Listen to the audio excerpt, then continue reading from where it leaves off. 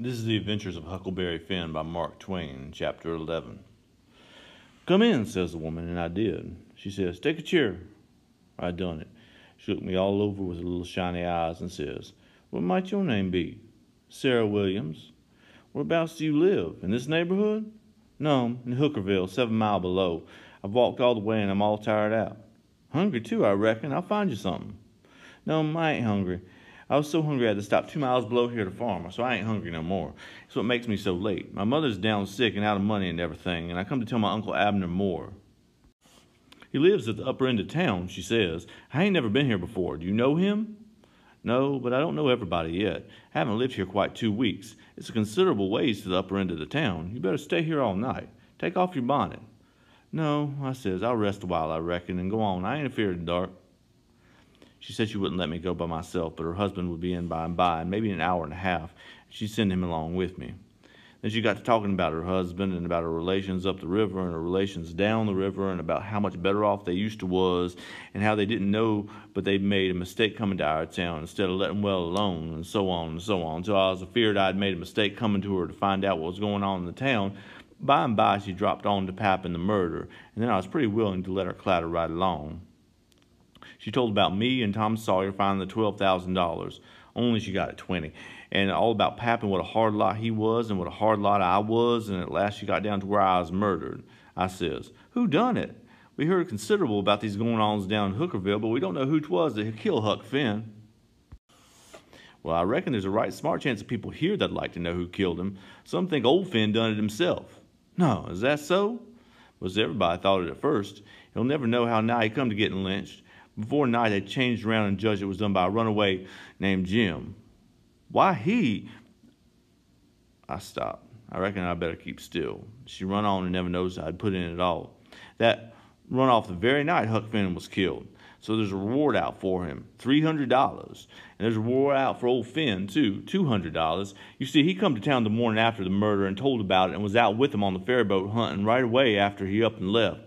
Before night, they wanted to lynch him, but he was gone, you see. Well, next day they found out was gone. They found out he hadn't been seen since 10 o'clock the night the murder was done. So then they put it on him, you see. And while they's full of it the next day, back comes old Finn and went boo-hooing to Judge Thatcher to get money to hunt for the all over Illinois with. The judge gave him some, and that evening he got drunk and was around until after midnight with a couple of mighty hard-looking strangers, and then went off with them. Well, he ain't come back since, and they ain't looking for him back till this thing blows over a little. For people thinks now that he killed his boy and fixed things so folks thinks robbers done it, and then he get Huck's money without having to bother a long time with a lawsuit. People do say he weren't any too good to do it. He's sly, I reckon. If he don't come back for a year, he'll be all right. You can't prove anything on him. You know, everything will be quieted down by then, and he'll walk in Huck's money as easy as nothing." "Yes, I reckon so. I don't see nothing in the way of it. Has everybody quit thinking done it?" "Oh, no, not everybody. A good many thinks he done it. But they'll get pretty soon now. Maybe they can scare it out of him." "Why, are they after him yet?" "Well, you're innocent, ain't you? Does $300 lay around every day for people to pick up? Some folks think ain't far from here. I'm one of them, but I ain't talked it around. A few days ago, I was talking with an old couple that lives next door to the log shanty, and they happen to say hardly anybody ever goes to the island over yonder that they call Jackson's Island. "Don't anybody live there?" I says. "No, nobody," says they. I didn't say any more, but I done me some thinking. I was pretty near certain I'd seen smoke over there about the head of the island a day or two before that. So I says to myself, like it's not that hiding over there. Anyway, says I, it's worth the trouble to give the place a hunt.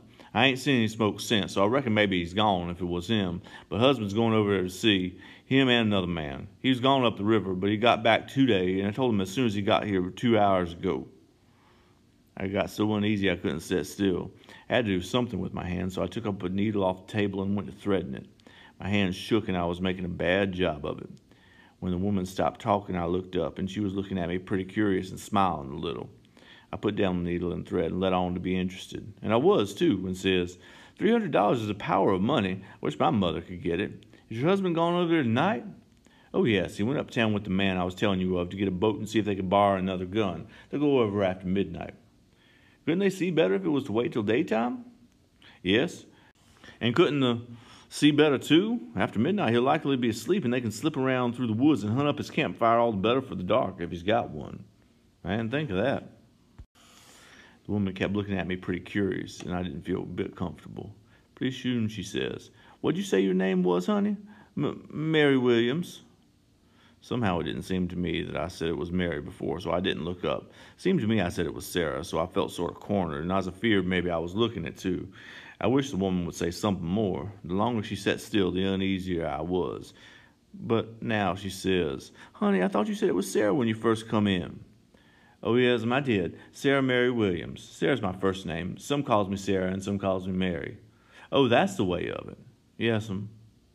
I was feeling better then, but I wished I was out of there anyway. I couldn't look up yet. Well, the woman fell to talking about how hard times was and how poor they had to live and how the rats was as free as if they owned the place and so forth and so on, and I got easy again. She was right about the rats. You see one stick his nose out of a hole in the corner every little while. She said she had to have things handy to throw at them when she was alone, or they wouldn't give her no peace. She sold me a bar of lead twisted up in a knot and said if she was a good shot with it generally, but she'd wrenched her arm a day or two ago and didn't know whether she could throw true now. But she watched for a chance and directly banged away at a rat, but she missed him wide and said, "Ouch!" It hurt her arm so. Then she told me to try for the next one. I wanted to be getting away before the old man got back, but of course I didn't let on. I got the thing, and the first rat that showed his nose I let drive, and if he had stayed where he was, he'd have been a tolerable sick rat. She said that was first rate. She reckoned I'd have the next one. She went and got the lump of lead and fetched it back and brought along a hank of yarn which she wanted me to help her with. I held up my two hands and she put the hank over them and went on talking about her and her husband's matters. But she broke off to say, "Keep your eye on the rat. You better have the lead in your lap handy." So she dropped the lump into my lap just at that moment, and I clapped my legs together on it, and she went on talking, but only about a minute. Then she took off the hank and looked me straight in the face, and very pleasant, and says, "Come on now, what's your real name?" "What, Mum? What's your real name? Is it Bill or Tom or Bob or what is it?" I reckon I shook like a leaf, and I didn't know hardly what to do, but I says, "Please don't poke fun at a poor girl like me, Mum. If I'm in the way here, I'll—" "No, you won't. Sit down and stay where you are. I ain't going to hurt you, and I ain't going to tell on you neither. You just tell me your secret and trust me. I'll keep it, and what's more, I'll help you. So will my old man if you want him to. You see, you're a runaway prentice, that's all. It ain't anything. There ain't no harm in it. You've been treated bad, and you made up your mind to cut. Bless you, child, I wouldn't tell on you. Tell me all about it now. That's a good boy." So I said it wouldn't be no use to try to play it any longer, and I would just make a clean breast and tell her everything. But she mustn't go back on a promise. Then I told her my father and mother was dead, and the law had bound me out to a mean old farmer in the country 30 miles back from the river, and he treated me so bad I couldn't stand it no longer, and he went away to be gone a couple of days, and I took my chance and stole some of his daughter's old clothes and cleared out. And I'd been 3 nights coming the 30 miles. I traveled nights and hid daytimes and slept, and the bag of bread and meat I carried from home lasted me all the way, and I had a plenty. I said I believed my Uncle Abner Moore would take care of me. And so that was why I struck out for this town of Goshen. Goshen, child. This ain't Goshen. This is St. Petersburg. Goshen's 10 miles further up the river. Who told you this was Goshen? Why, man, I met at daybreak this morning just as I was going to turn into the woods for my regular sleep. He told me when the roads forked I must take the right hand and 5 miles would fetch me to Goshen. He's drunk, I reckon. He told you just exactly wrong. Well, he did act like he was drunk, but it ain't no matter now. I got to be moving along. I'll fetch Goshen before daylight. Hold on a minute. I'll put you up a snack to eat. You might want it. So she put me up a snack and says, "Say, when a cow's laying down, which end of her gets up first? Answer up prompt now. Don't stop to study over it. Which end gets up first?" "The hind end, Mum." "Well then, a horse?" "The forward end, Mum." "Which side of the tree does the moss grow on?" "North side." "If 15 cows is browsing on a hillside, how many of them meets with their heads pointed in the same direction?" "The whole 15, Mum." "Well, I reckon you have lived in the country. I thought maybe you was trying to hocus me again. What's your real name now?" "George Peters, Mum." "Well, try to remember it, George. Don't forget and tell me it's Alexander before you go, and then get out by saying it's George Alexander when I catch you. And don't go about women in that old calico. You do a girl tolerable poor, but you might fool men, maybe. Bless it, child, when you set out to thread a needle, don't hold the thread still and fetch the needle up to it. Hold the needle still and poke the thread at it. That's the way a woman most always does, but a man always does the other way. And when you throw at a rat or anything, hit yourself up a tiptoe and fetch your hand up over your head as awkward as you can and miss your rat about 6 or 7 foot. Throw a stiff arm from the shoulder like there was a pivot there for it to turn on, like a girl, not from the wrist and elbow, with your arm out to one side like a boy. And mind you, when your girl tries to catch anything in her lap, she throws her knees apart. She don't clap them together the way you did when you catch that lump of lead. Why, I spied you for a boy when you was threading the needle, and I contrived the other things just to make certain.